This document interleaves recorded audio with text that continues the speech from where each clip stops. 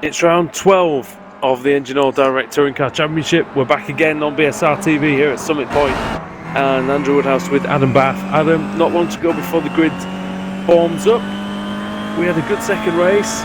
What do you make of this third one? Do you think we're going to get some exciting racing in these conditions?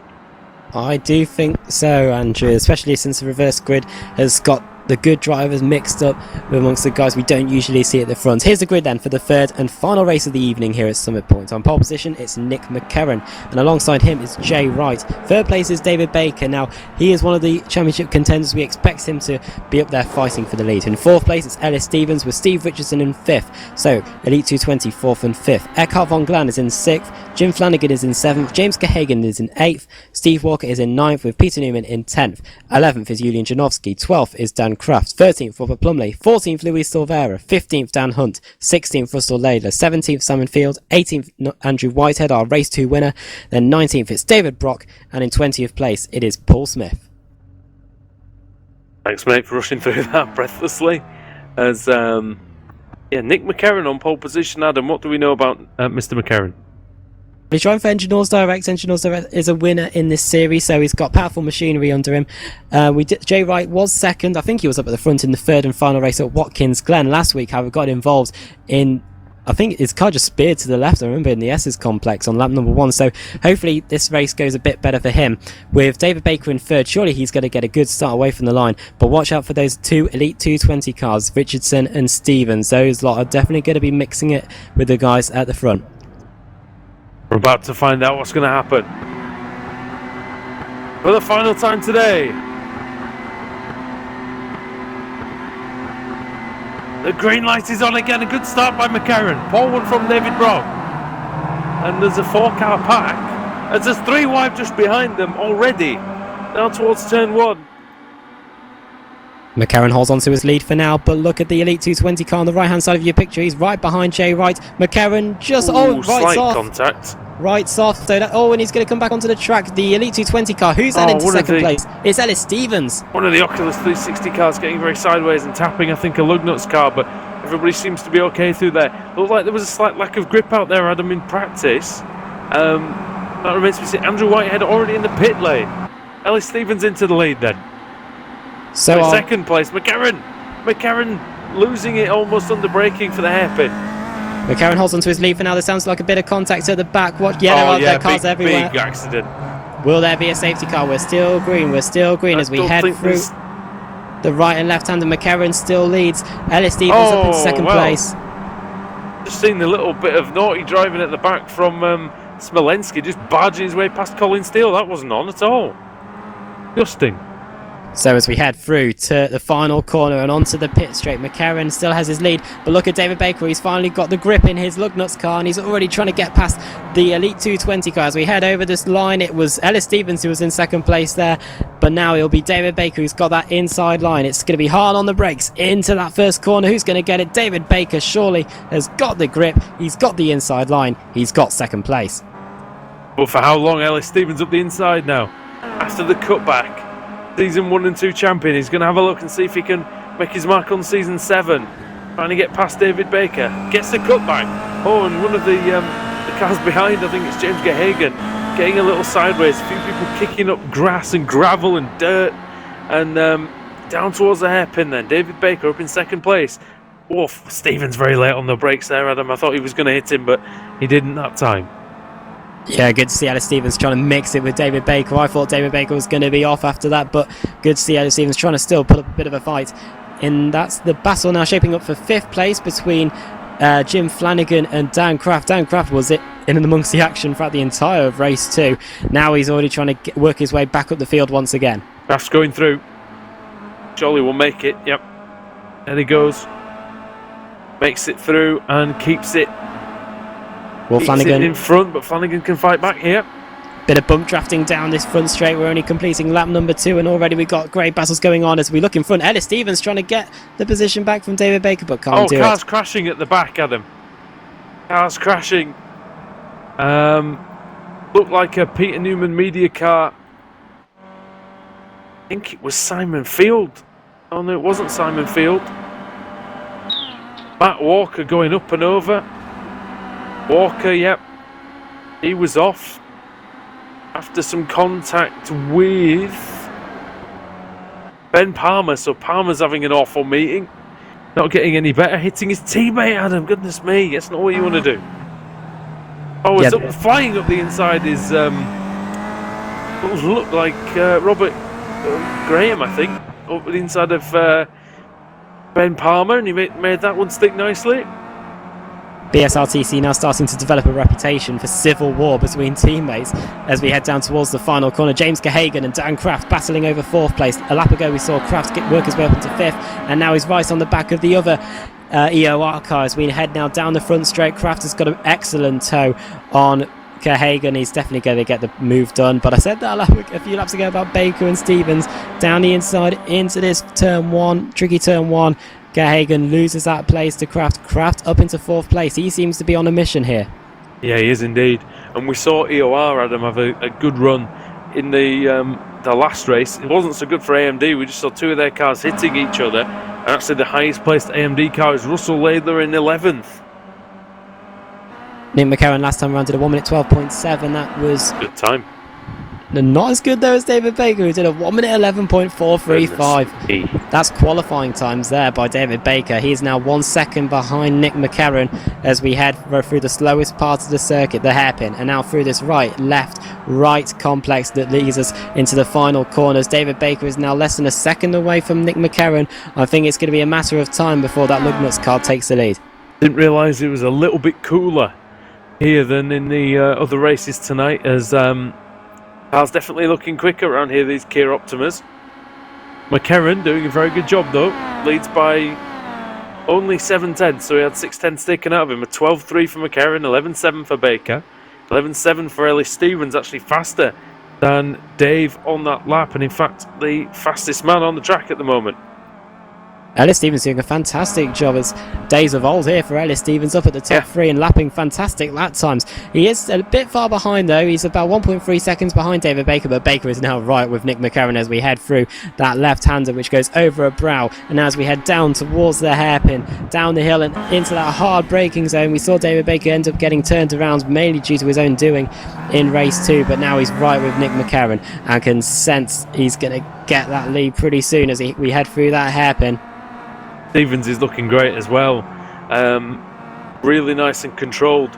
As you can see, the top 2 separated only by a couple of feet now, as Gehagen and Flanagan, they're battling away as well for AOR. They've got Steve Walker behind them, but it's about the battle for the lead as we go out of the last corner then to start lap 6. Nick McCarron, Adam, has done a great job. He's led from pole. He's led all the way so far. Is that going to come to an end now at the hands of the championship leader? We haven't seen many cars overtake Rowney outside into the first corner. Will we see it happen now? Rowney outside by David Baker into the first corner. Nick McCarron does a good job braking. They're going to go side by side, but I think Nick McCarron has the better of David Baker for now, or does he? Baker's still got an overlap. It's all about who's going to be latest on the brakes into this left-hander. Who's going to get it? Baker sensibly gets out of it. He has a championship to win, and that's definitely going to allow Ellis Stevens to close in on this squabbling duo. Tell you what, Adam, McCarron shut the door, but he braked perfectly. It didn't overshoot the corner at all. Down into the hairpin, on the inside line.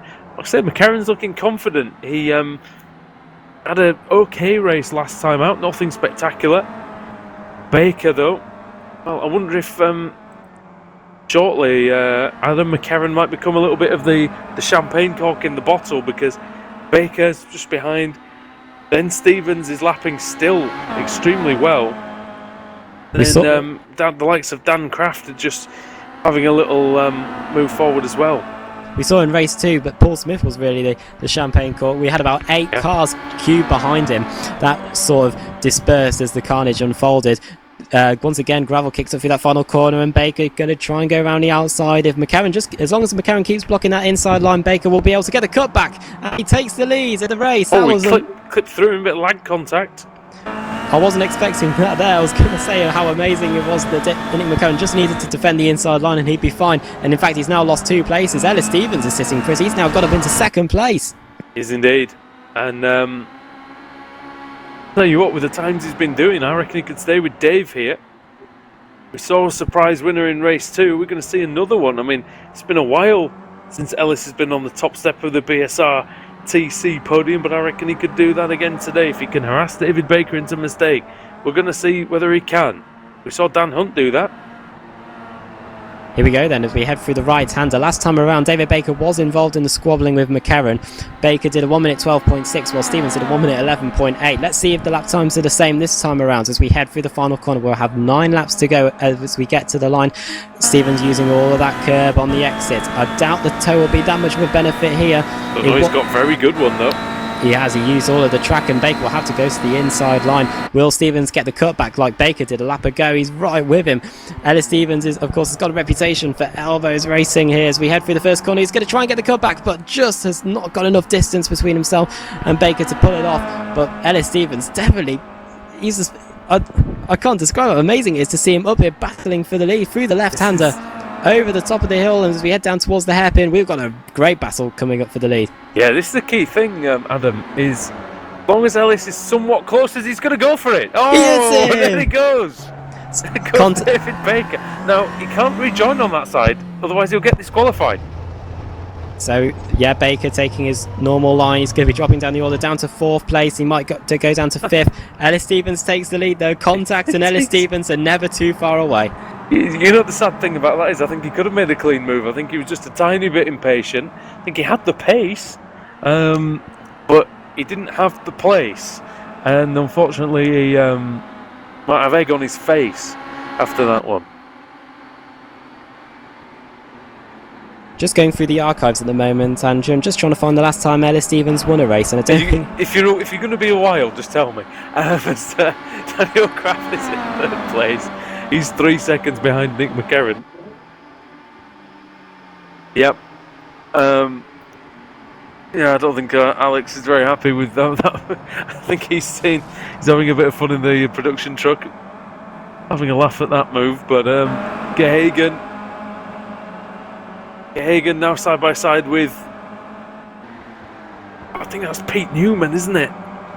It is, in his self-titled car. Right, correct me if I'm wrong, Ellis, after the race, but I think the last time that Ellis Stevens won a BSRTC race was back in Season 2 at Mazda Raceway Laguna Seca. That was back in August 2013. So if he keeps the lead for now, which he's got an 8/10 of a second lead, he's going to take his first win in over a year. Alex will like that. He hates Laguna. Yeah, he's got nightmares just thinking about it as Ellis Stevens in that Wreck-It Ralph car takes to the front straight away again then, and Nick McCarron just behind. In fact, actually quicker. Yeah. In fact, actually, he won at Charlotte Motor Speedway a bit later on in the season, so he won on an oval, but the last time he won was on an oval, but now it looks like he could win on a road course. We've got 7 laps to go then. The running order is Ellis Stevens leads. Flanagan, sorry, Adam Flanagan making a mess of turn 1, and that's going to allow this battle behind. Sorry to interrupt, there's about a 6-car battle behind Flanagan, and now he's made a mistake, Adam. It's like an accordion, it's all come together. Yeah, Steve Walker now right onto the back of Flanagan as we head through the left-hander. They all avoid that gravel apart from one of the Peter Newman media cars. It was Pete Newman himself putting a wheel into the gravel, and that might spark an incident point as Flanagan hits the curbs and it unsettles the car. Will he stop the car in time? No, he won't, and he's just going to run a little bit wide, misses the apex there, and that's just going to concertina the pack even more now. We've got 1, 2, 3, 4, 5, 6 cars or so all stuck behind Jim Flanagan now as we head through this right, left, right complex. Up to Steve Walker to really do a nice setup move and following through the last corner. He may even be able to do it, Adam, before he gets to turn 10. Steve Walker has a look then, but just can't get the move done. Twitchy on the braking as well. This track is really used for the Mazda MX-5 Cup Series in iRacing, and I bet you we see overtaking moves happen there, but these are Kia Optimas, and I don't think we'll ever see a move happen there because it's such a short run and it's such a hard corner to overtake. As we head down the straight, Steve Walker having to defend from Peter Newman behind him into turn 1. The EOR car behind Pete Newman, which is James Gehagen, had to be late on the brakes there because it looked like he was about to clatter into the side of Pete Newman now as Pete Newman puts another wheel into the gravel. He's using all of this racetrack tonight. 6 laps to go now as we head through the left-hander and down towards the hairpin. Steve Walker in 5th puts a wheel into the gravel. He's trying to get past Jim Flanagan, but it's a 5-second gap from Jim Flanagan, Steve Walker. This pack includes Jim Flanagan, Steve Walker, Pete Newman, James Gehagen, David Baker, Russell Laidler, and then Jay Wright, Robert Plumley and Daniel Hunt. They're right at the back of that. They're notorious for having a bit of a squabble between them as well. Let's just see. I think what's going to happen with this pack. I think it's going to be like race 2, Adam. It's going to all hit a breaking point. Yes, and we're now coming around for 5 laps to go. Jim Flanagan still in 4th. He uses all of the track on the exit. So does Steve Walker in 5th. And in the background is that David Baker going side by side with James Gehagen. So those two are going side by side into the first corner. Will Baker try and get the cut back and get that move done? That's what he tried to do at the beginning of the race. In fact, he just swoops around the outside of Gehagen. Then he held it. He runs a bit wide. That will allow Gehagen back through. Baker lets the car unravel itself as he goes around the outside. But yeah, Gehagen closes the door. Bit of contact between Laidler and Plumley, I believe. I'm not sure whether they actually hit each other or not. Whether Russell just braked on the grass slightly down towards the hairpin. Is Plumley going to have a look? He thought about it, the engine oil's direct driver, and caused a bit of a concertina effect for Dan Hunt, who is in 12th place. Only started 15th, Adam. He's not making any progress at all. Yeah, compare that to race 2, where he was going all out trying to get those places. He finished 4th in the end in race 2, but now he is down in 11th place. So we said at the beginning of the show at 8 o'clock this evening how this race meeting was pivotal for him to get involved in that championship fight, but this is definitely not going to help that as we now come across the line. 4 laps to go. That battle with Flanagan, Walker and Newman seems to have stretched out a bit now. They've managed to pull away from the carnage unfolding between Baker and Gehagen, as once again they're now side by side down into the first corner. Yeah, Baker's only had an okay meeting, as Laidler and Plumley side by side as well. Somebody went a bit wide. I think it was actually Jim Flanagan, and that might allow Steve Walker to take 4th place away from him into turn 2, Adam. Curse the commentator there saying how fine it was. All those side by side, and Newman just shoves Flanagan out of it. That was good driving there by Newman in the turn. Yep. He's up and now into the top 5 as the EOR cars continue to fall down the order. The Lugnuts cars now. David Baker in 8th now with Steve Walker up into 4th place. So the Lugnuts cars now, they were dropping back in race 2, but now they're starting to slowly work their way back up to the front. Beg your pardon, it was Pete Newman who got through, and it's actually battle for 3rd. Yeah. Between Nick McCarron and Dan Craft. Dan Craft runs all over the gravel on the exit. That's going to affect his lap time somewhat. Across the line they go. Nick McCarron does a time of 1 minute 13.3. Craft did a 1 minute 12.5, so lapping substantially quicker. The gap between McCarron and Stevens is 2 seconds. We've got 3 laps to go, and if anything, Craft is more likely to get 2nd place now. He is right on the back of this Engine Oils Direct car. Peter Newman Media, Dan Craft round the outside into the turn 2. That's definitely not going to work. He didn't have much of an overlap, and now he's got to get the run. He's got a really good run. They're going to go side by side down into the hairpin, round the outside. Will Dan Craft risk it? Risky? Yes, he does. The switching and the braking. That was really close. McCarron's not going to make it though. Yep.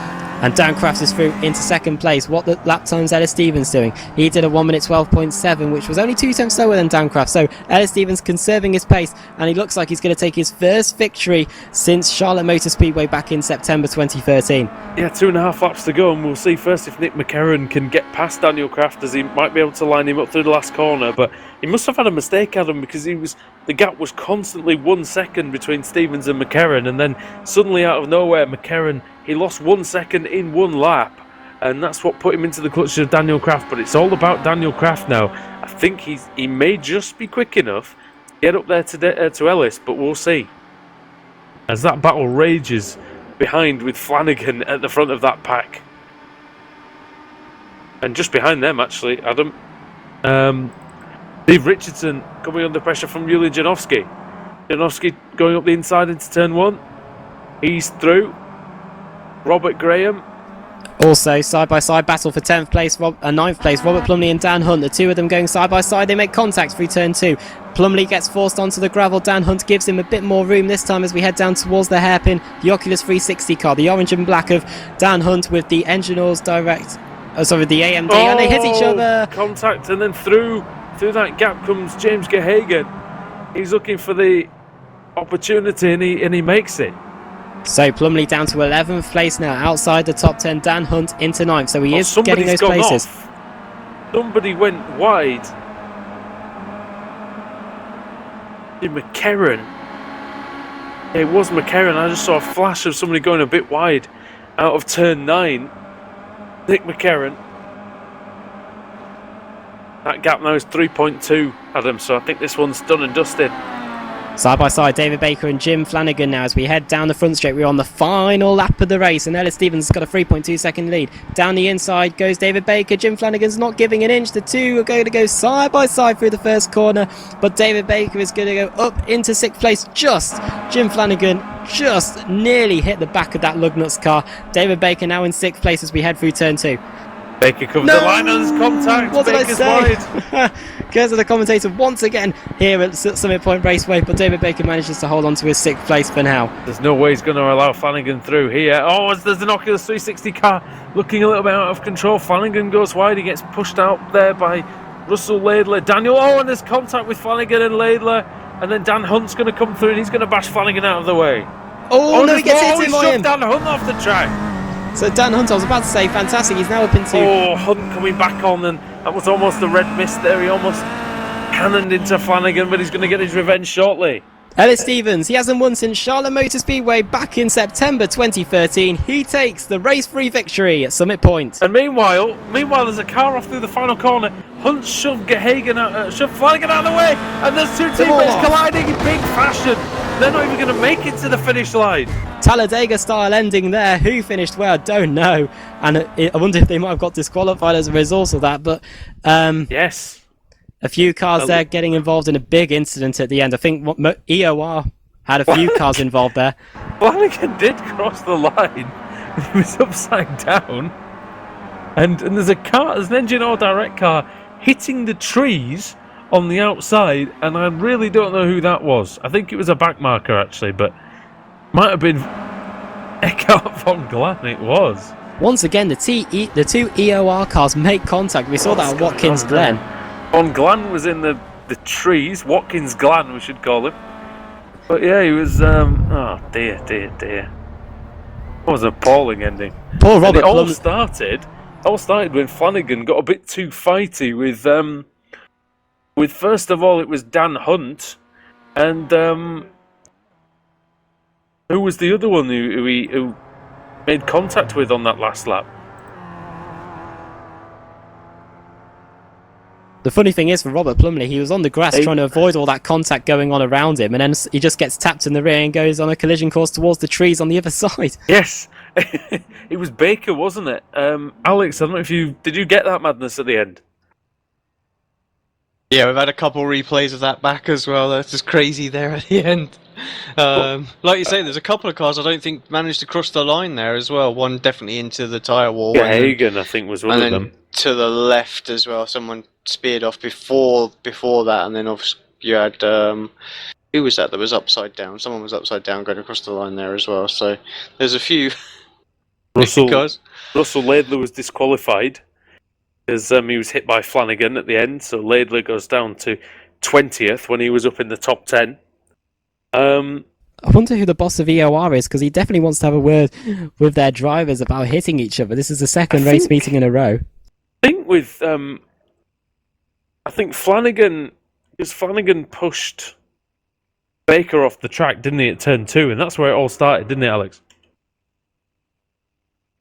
Yeah, I'm trying to think where that one stemmed back from, actually. And then they started, Adam as well, they started crashing and banging in the hairpin, but then Flanagan started having a boxing match he punted Laidler, and then as Dan Hunt came past him, he just pretty much turned into Dan Hunt, or Hunt squeezed him, one or the other, then Hunt comes back at him, and I don't know if we can get like a shot, maybe an onboard or a chopper or something of this end bit.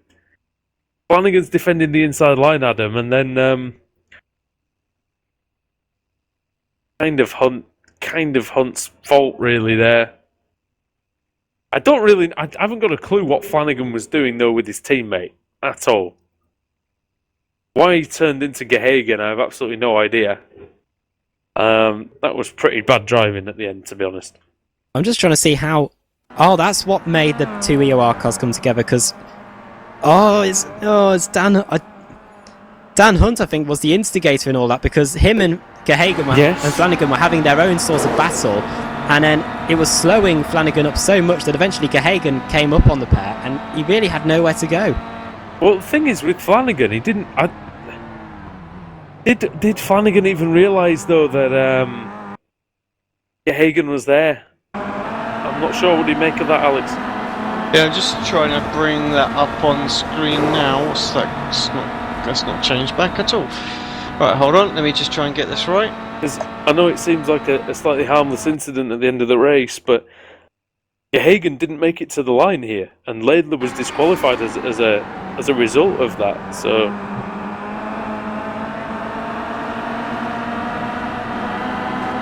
Yeah, it was a bit. Yeah, no. Yeah, strange one. He was fighting and then moved across. I wonder if he just tried to defend that position, not realising who it was. But yeah, poor old Russell Laidler coming to the start-finish line. Gets himself disqualified. It was 1 foot. It was 1 foot from the start-finish line.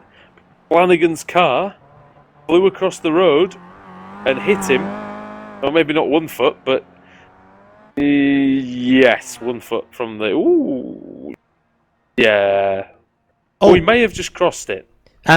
Just news from race control. Steve Richardson has had all of his black flags cleared, so his finish result will stand, I do believe. Good, that's fine.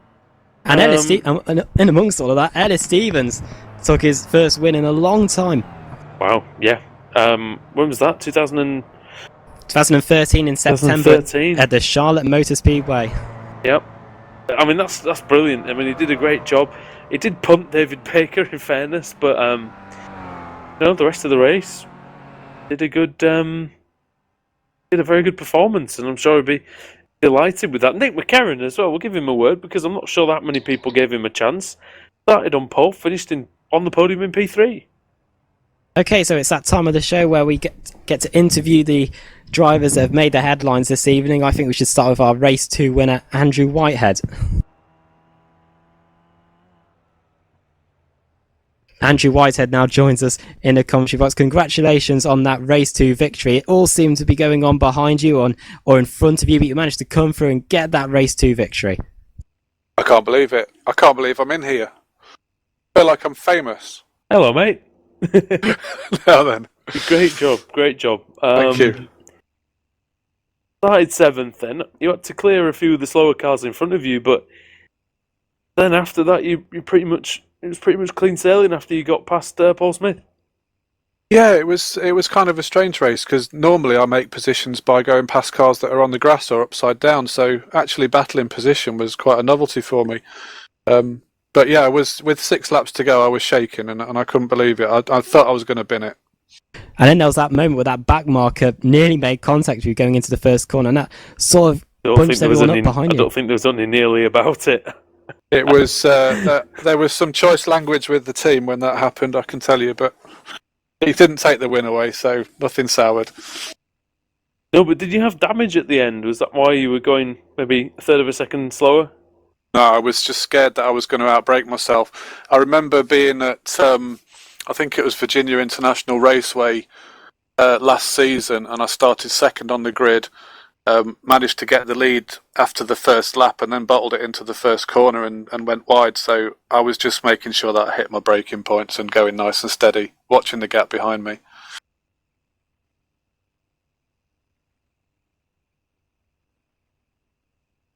Well, congratulations on the Race 2 victory.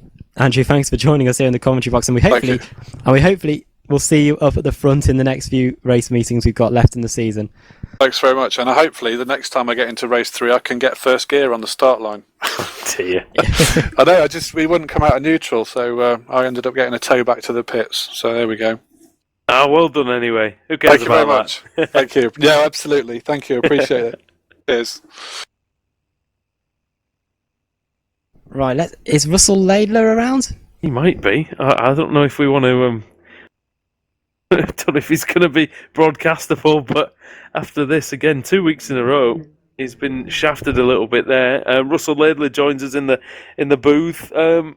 Rusty, that was a bit of an annoying finish, to say the least. Yeah, I just think I got a bit of mild whiplash there. It was fairly kicking off in that race, but these things happen. We've spoken to, we're all speaking to Steve and Dan and all, all the admins and that. So I think we're going to work something out. But I mean, you couldn't describe any worse luck than that. Getting disqualified. What was that? A yard off the start-finish line? I mean, you couldn't make this stuff up anymore. Yeah, Well, I think Steve Richardson posted in the race control chat that you had your black flags cleared, so that should be a good result for you. You got third in race 1 and third again in race 2, so overall, not a bad night. I like this track. When I first started doing iRacing, this was one of the first tracks that clicked for me, and for some reason, every time I come back, I seem to do better. I had a lot of help tonight, mind. Ash Sutton reappearing, he sorted out with a wonder setup, and the car felt like it did in the old times for me, just like when Ash and myself were teammates. And that was half the battle, really. you were very quick in most of the races, really, tonight. But the last race, take us through that last lap, because it was complete and utter madness. Well, I was behind David Baker, who was making the move on Flanagan. He was going up the inside for turn 1, so obviously then I was late on the brakes as I can, because with those two battling, it was going to bunch each other up. Sure enough, it got me within the mix. He made a mistake somewhere, which allowed me to get by him. I think he made a mistake going into the left-hand hairpin after the... I don't know any of the corner names or numbers. Got ahead of him. I was a full, I'd say 2 car lengths ahead. Turned right. He didn't. So I got nudged off. There was a bit of colourful language came from me at that moment in time, but you sort of suck it up and carry on. I only really lost a couple of positions there, so it wasn't anything major to cry about. And sort of carried on, and then you could just see the tyre smoke and the bodywork rubbing in front of you, and then coming around that last corner, it was like Carmageddon. It was almost like I thought, am I playing Need for Speed here or something? And there's 2 teammates attacking each other. Yep. And then I seen them go flying off. And obviously I jumped the gun and I started laughing hysterically before the car bounced off the barrier in front of me, and then the laughter immediately stopped with some more expletives. And then that was it. I thought I'd got away with it, to be honest, because the speed that I'd hit him, I thought, maybe he must have, I thought he might have got disqualified just as I got to him. Yeah. Then it came up with a black flag saying you've been disqualified, and I was like, oh. Again, I can't repeat what I said again. A lot of choice language, according to Andrew Whitehead in the AMD. I think that's a polite way to say it. I know just from like the working environment that I'm in, my language is colourful, and then being northern, it makes it even more so. Yes. And so I think out of maybe the 20 words used, you might have been able to use 2 of them. One of them being what, and the other one might have been actual. The rest of them, I might have put the in there somewhere. Yeah. That's quite good for linking a few of them together, you see. Yep. It's just one of those things. But it is quite appreciated that Steve's looked at this, and they've made a decision on it. I think we'll get you. I think for Christmas we'll get you a dictionary with every word beginning with F. I only need to know one, and I know that quite well. Well, next week, circuit Gilles Villeneuve, the Montreal circuit. It's a completely different challenge once again, because you've got the open grass and gravel traps here at Summit Point, and then you've got the concrete barriers of Montreal. And I've never been there, so this could be fun. That's a track I'm actually looking forward to. Because if you really dislike someone, you can nudge them straight into the wall. But now that I've said that, watch it's going to happen to me. No, it adds an extra element to it, I suppose. I mean, it's going to be the closest we'll ever get to Monaco, which I would love to do that. Streets, barriers either side, no room for error. So Gilles Villeneuve, that's going to be the closest for that.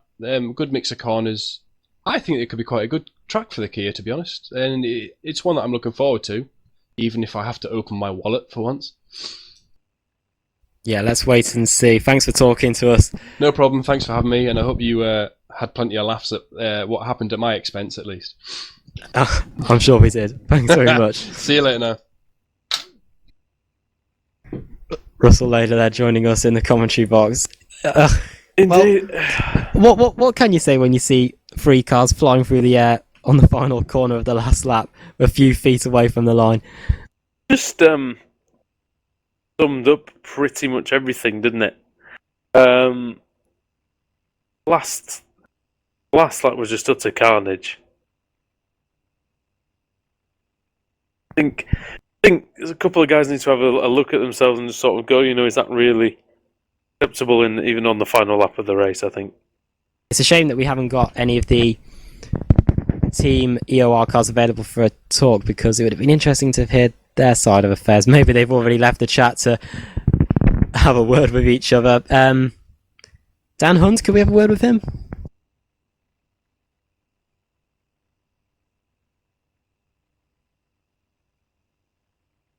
Trying to find where Dan is. I'm not sure he's in the He's channel. Is he in the Elite 221 or unable to get him? Oh, yeah, I can't grab him from the Elite 220, I'm afraid. It's grab a proof channel that Ellis and Steve hide in, isn't it?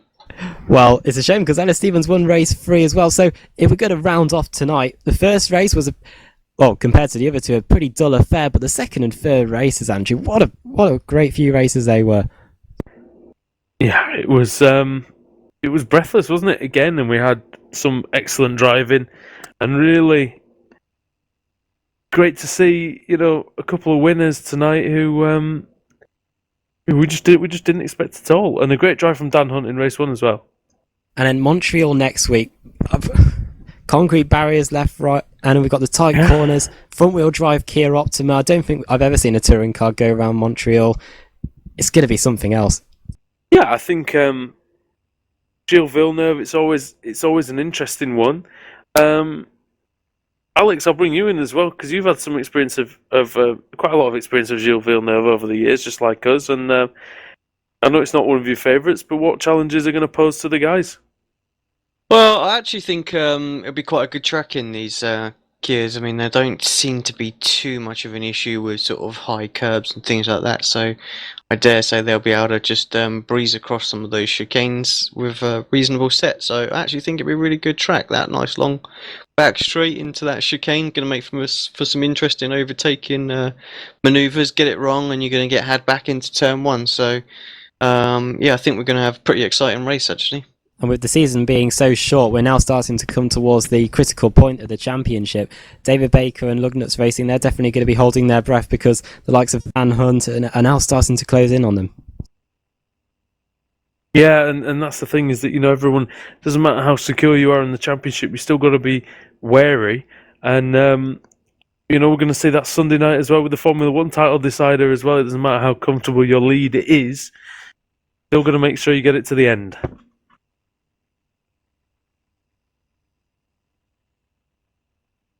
So, we're going to see everyone next week at Gilles Villeneuve. Thanks for joining us again on BSR TV. Adam, it's been really fun, hasn't it? Yeah, it was really good. The racing was not as crazy as it was at Watkins Glen, but it provided the perfect balance of perfect touring car racing and good, clean, honest racing between drivers, not like what we saw at Watkins Glen. So, good racing all around. Indeed. So, on that, I think it's time to say goodbye here. Thank you to everyone who makes this broadcast possible. Thank you, Adam, for joining me. And we'll see you guys next week in Montreal.